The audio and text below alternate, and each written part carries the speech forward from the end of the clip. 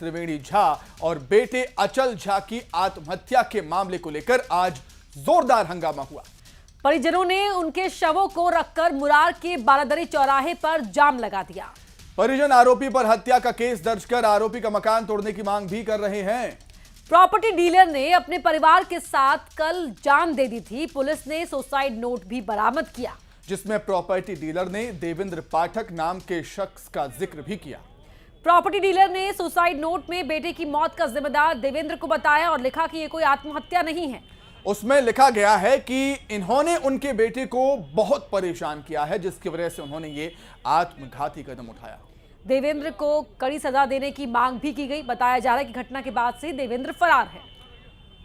देवेंद्र पाठक खुद भी property dealer है। देवेंद्र पाठक का नाम करीब 20 साल पहले भी एक हत्याकांड में आया था, लेकिन बाद में भूमिका नहीं सामने आने पर हत्याकांड से देवेंद्र पाठक का नाम बाहर भी हो गया था। उसका कोई आपराधिक रिकॉर्ड भी नहीं मिला। जब पुलिस उसके घर पहुंची तो देवेंद्र पत्नी बच्चों समेत गायब मिला।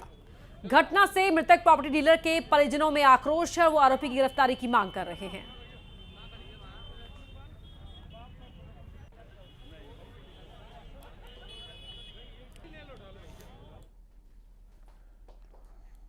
तो आखिर पूरा माजरा है क्या, आपको ग्राफिक्स के माध्यम से समझाने की कोशिश करते हैं। प्रॉपर्टी डीलर के परिवार ने खुदकुशी कर ली थी। ग्वालियर में पति पत्नी और बेटे ने अपनी जान दे दी। मौके से सुसाइड नोट भी मिला। सुसाइड नोट में देवेंद्र पाठक नाम के शख्स का जिक्र है। देवेंद्र को मौत के लिए जिम्मेदार बताया गया। घटना के विरोध में परिजन ने जाम लगा दिया, काफी हंगामा किया। आरोपी की गिरफ्तारी और उसके घर पर बुलडोजर एक्शन की मांग मृतक के परिवार वाले कर रहे हैं। देवेंद्र पहले भी एक हत्याकांड में शामिल रह चुका है, लेकिन कोई सबूत नहीं मिले। इसी वजह से हत्याकांड से देवेंद्र का नाम बाहर हो गया था। अब आगे बढ़ेंगे, बात करेंगे इंदौर के बहुचर्चित हनी ट्रैप मामले की।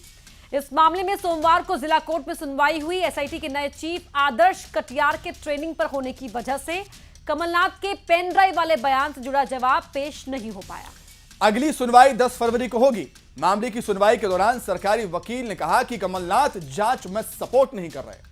साथ ही नए चीफ आईपीएस कटियार को पदभार संभाले 8 ही दिन हुए हैं। ऐसे में उनसे मार्गदर्शन लेकर कमलनाथ के संबंध में जवाब पेश किया जाएगा। आपको बता दें, 2021 को पूर्व सीएम कमलनाथ ने कहा था कि उनके पास हनी ट्रैप मामले की सीडी और पेन ड्राइव है।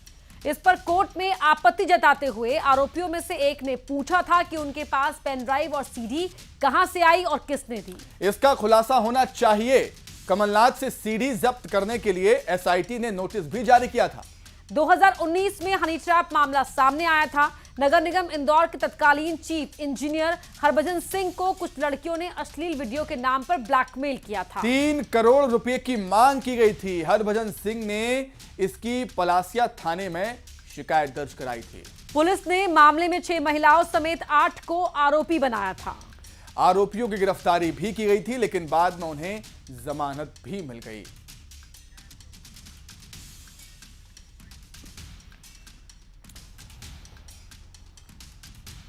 तो आखिर ये हनी ट्रैप का मामला है क्या, उसे ग्राफिक्स के माध्यम से आपको बताते हैं।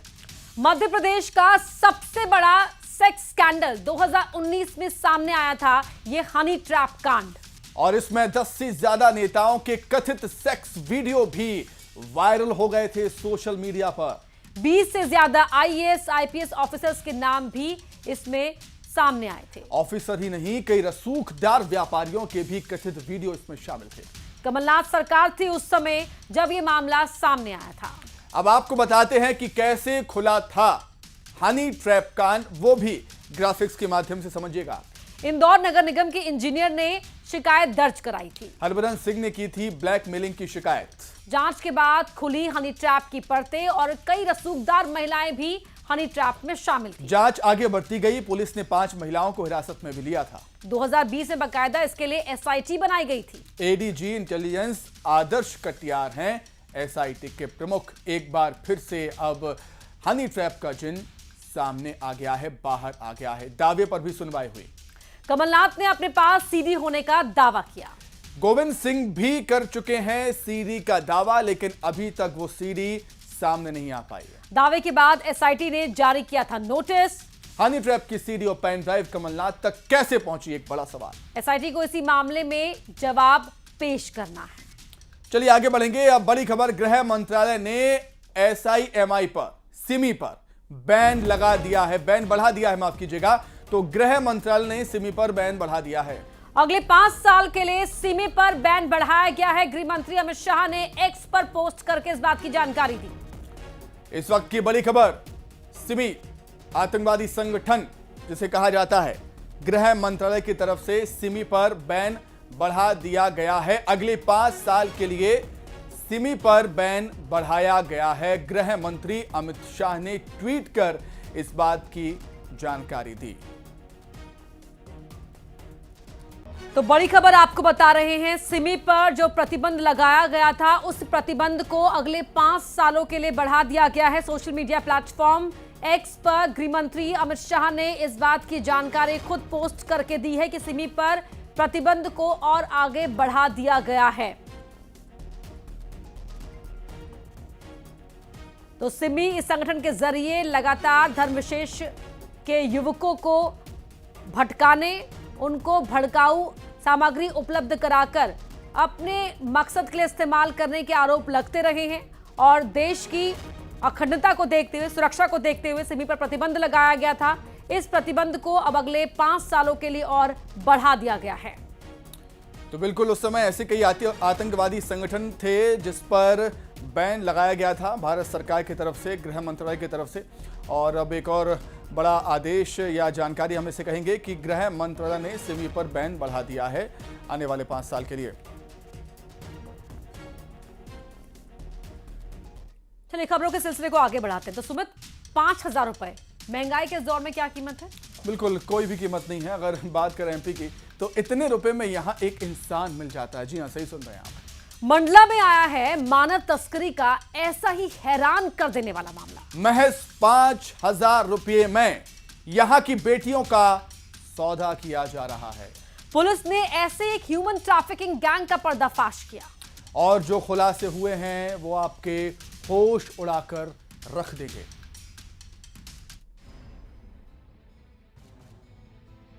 जीवन अनमोल है, लेकिन मंडला में इंसानों की कीमत लगाई जा रही है, और वो भी महज 5,000 रुपए।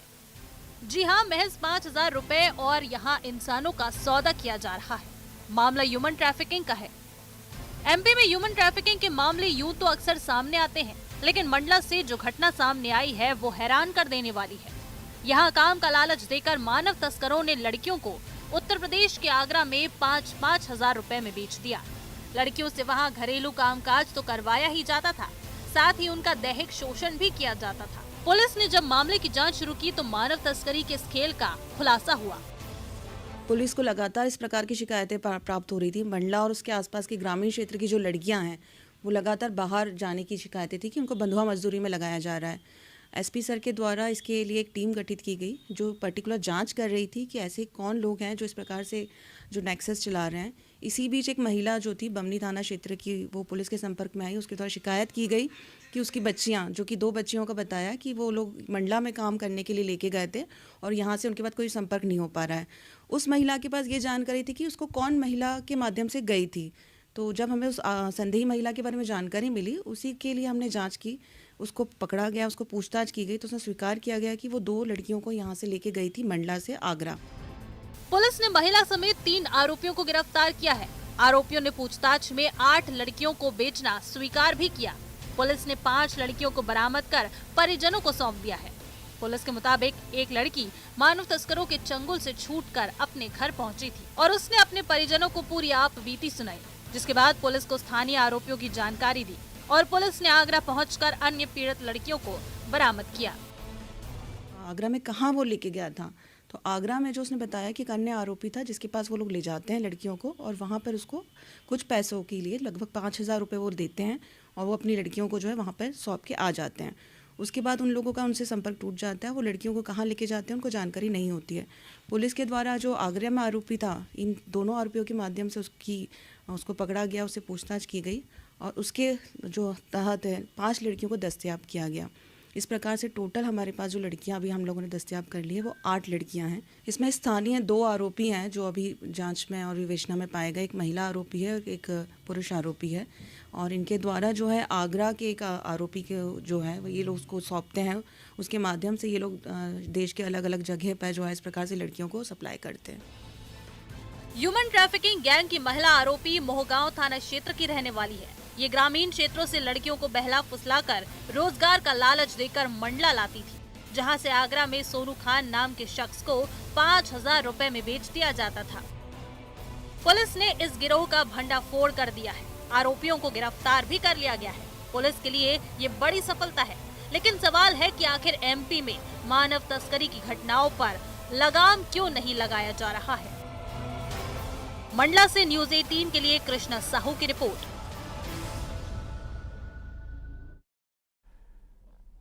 और आइए अब आपको ग्राफिक्स के जरिए मध्य प्रदेश में ह्यूमन ट्रैफिकिंग के बारे में समझाते हैं कि कहां गायब हो रहे हैं बच्चे। तो NGO child rights and you की रिपोर्ट है, साल 2022 में हर घंटे 32 बच्चे लापता हुए। लापता बच्चों में लड़कियों की संख्या सबसे ज्यादा है।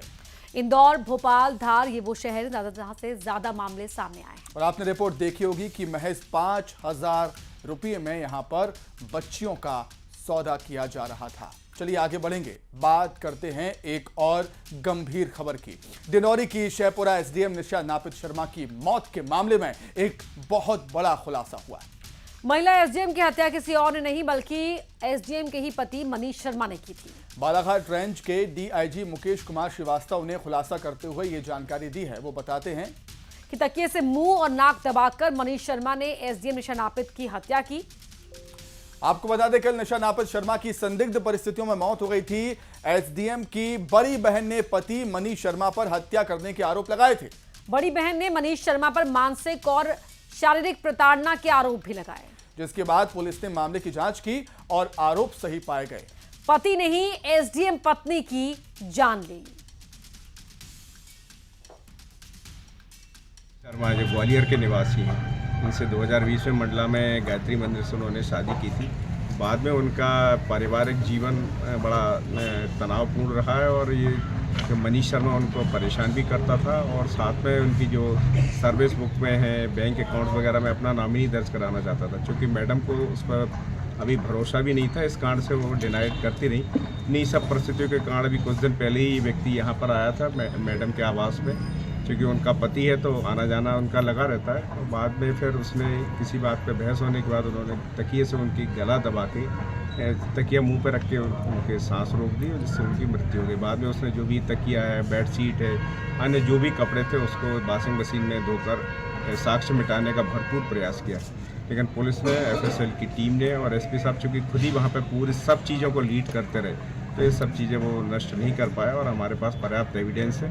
और पुलिस के द्वारा इसमें 302, 304 भी 201 का प्रकरण दर्ज करके विवेचना की जा रही है। अब आइए आपको विजय चौक लिए चलते हैं, जहां पर गणतंत्र दिवस का समापन समारोह शुरू हो चुका है। अगर हम बात करें संगीत की तो इसके प्रिंसिपल कंडक्टर हैं लेफ्टिनेंट कर्नल विमल जोशी से रायसीना पहाड़ी से होता हुआ विजय चौक की ओर अग्रसर। इनके घुड़सवार अंगरक्षक कमांडेंट कर्नल अमित बेरवाल की कमान में। और आज के समारोह में अगर हम बात करें संगीत की तो इसके प्रिंसिपल कंडक्टर हैं lieutenant colonel Vimal Joshi, special conductor major SR Bhusal, special conductor air force flight lieutenant Laima Bokpam Rupachandra Singh, buglers नायब सूबेदार Umesh Kumar, CAPF band constable GD Rani Devi, pipes and drums band सूबेदार major Rajendra Singh, air force band warrant officer Ashok Kumar VSM, naval band M Antony MCBO musician 2 और army band सूबेदार major Moti Lal. Also to share with you viewers, tradition of the past finding new life this year, President Draupadi Murmu is reviving a tradition after more than 4 decades, opting to arrive in this majestic horse-pulled buggy, adding a touch of historical grandeur to the celebration. And for तस्वीरें आपको दिखा रहे हैं विजय चौक से live तस्वीरें, जहां पर beating the retreat ceremony 26 जनवरी गणतंत्र दिवस समारोह का समापन समारोह आज यहां पर किया जा रहा है और जहां प्रधानमंत्री मोदी भी आपको इससे पहले तस्वीरों में दिखाई दिए थे और राष्ट्रपति महोदया भी पहुंच चुकी हैं वहां पर। उनके सम्मान के लिए, स्वागत के लिए खड़े हुए हैं प्रधानमंत्री नरेंद्र मोदी। रक्षा मंत्री राजनाथ सिंह भी विजय चौक से ये लाइव तस्वीरें। गणतंत्र दिवस समारोह का समापन विजय पथ पर बीटिंग द रिट्रीट सेरेमनी। गणतंत्र दिवस के समापन समारोह पर बीटिंग द रिट्रीट सेरेमनी का आयोजन किया जाता है विजय चौक पर।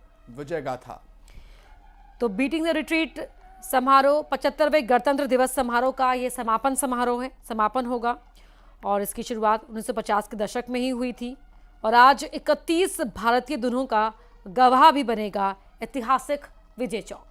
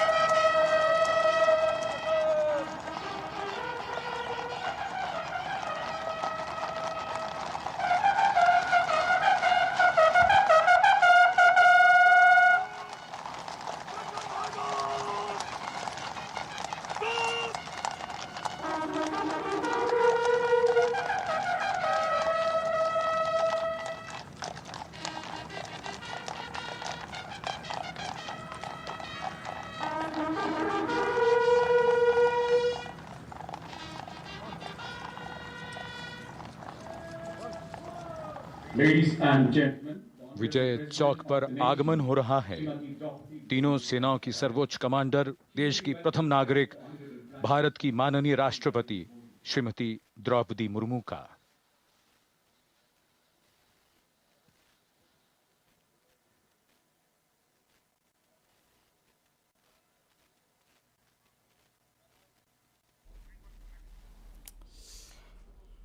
तो बीटिंग द रिट्रीट सेरेमनी ये लंबी पुरानी परंपरा, सदियों पुरानी सैन्य परंपरा का प्रतीक है। रिट्रीट बजने पर सैनिक लड़ना बंद कर दिया करते थे, अपने हथियार रख लिया करते थे और ये गणतंत्र दिवस का समापन समारोह बीटिंग द रिट्रीट सेरेमनी के साथ राष्ट्रपति वहां पर पहुंच चुकी हैं। उनकी अगुवाई के लिए प्रधानमंत्री वहां पर हैं, रक्षा मंत्री, उपराष्ट्रपति वहां पर हैं।